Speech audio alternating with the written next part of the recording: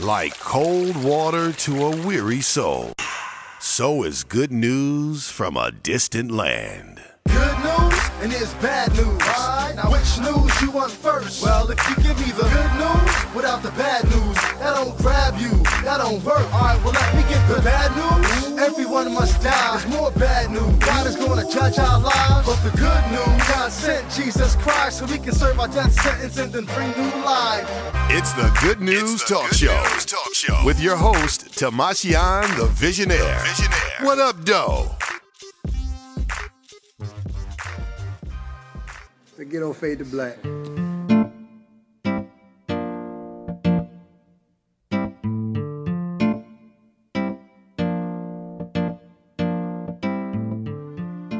Welcome to the Good News Talk Show. It's your boy Timashion the Visionaire, and I am sitting here at the release of a book called Out by my girl Dara Nichole.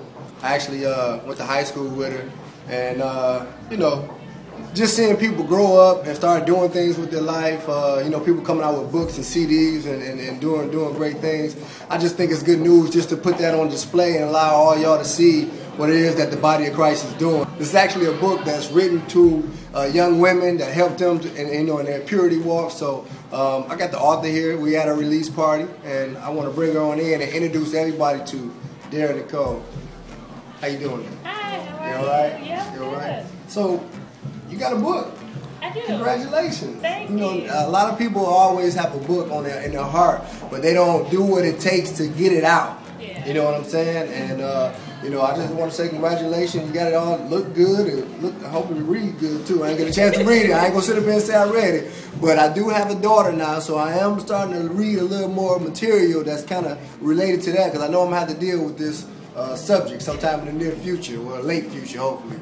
But why don't you just tell me a little bit about the book, why you wrote it, and what's your goal behind it? My book, called Out, pretty much what it's about is about a girl in high school. It's her senior year of high school, and she's pretty much just trying to feel her way through her last year. She's a Christian, she's saved, and she wants to make the right decisions for her life. So throughout the book, you'll see her ministering to her friends and her family, and also ministering to herself, because she's not perfect. And I think sometimes the misconception is that as a Christian, you're perfect, so you always make the right decisions, but she doesn't, and it's very evident. This book will make you laugh, it'll make you cry, it'll make you angry, it'll make you happy, and I think it's a really great read. The reason why I decided to write this book is my mother was a librarian, so my whole life I read books, and I couldn't find anything that had to do with me and my life and my walk and the things that I wanted to live for. And so what I decided to do was to write a book geared towards like my cousins who are 13, 14, and 15, to show them that there is a standard, there is a certain way that you can be, where you don't have to always dress a certain way or look a certain way or go with the crowd, but that you can stand out and you can be modest and you can be pure and you can live a good Christian life. So that's why I wrote my book. All right, now, a lot of times, we always try to focus on the women. The women maintain your purity and do this and that. Is there anything in here for the guys that, what would make a guy pick up this book and want to read this book? Because I'm a guy, you know what I'm saying? Is there anything that a young man can take and read from looking at, a woman's perspective on, her purity walk? Well, actually, her brother is a year younger than her, and it's his first year of high school, so he has a little girlfriend, so he goes to her for advice. Also, she deals with a lot of gentlemen in high school, so I think that being able to hear their perspective and see their perspective of how Akiva is and how they view her and her standards. I think sometimes when people hear of a Christian, they think of a prude when they're in high school, and they don't think of her that way.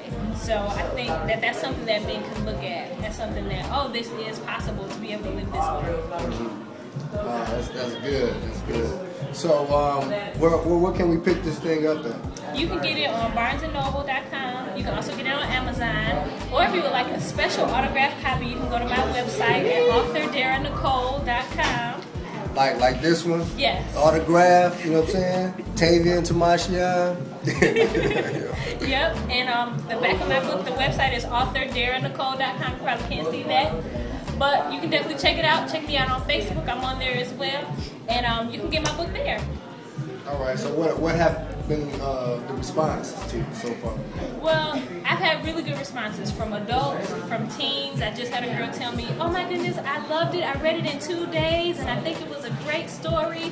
So I think that anybody can read it. Anybody can appeal to it. Teenagers, adults, whomever. I think that it relates to everybody in every single part of their life. Right. I don't know if you've seen the show or not, but from time to time we end it with something called the Ghetto Fade to Black. And right now you have the opportunity to say whatever it is that you want to say to the people, and just give us the classy Dara Nichole called out Ghetto Fade to Black. Be confident, be encouraged, know you can do anything that you put your mind to, and this is Dara Nichole with her Ghetto Fade to Black, and I'm out. Story of a mother,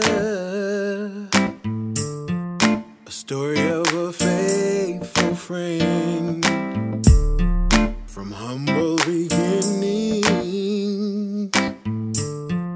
humble until the end. She told me she loved me, yes she did. She taught me how to pray. She told me to give my all, and at night is what she taught me to say. Yeah. I pray at home, I pray at school.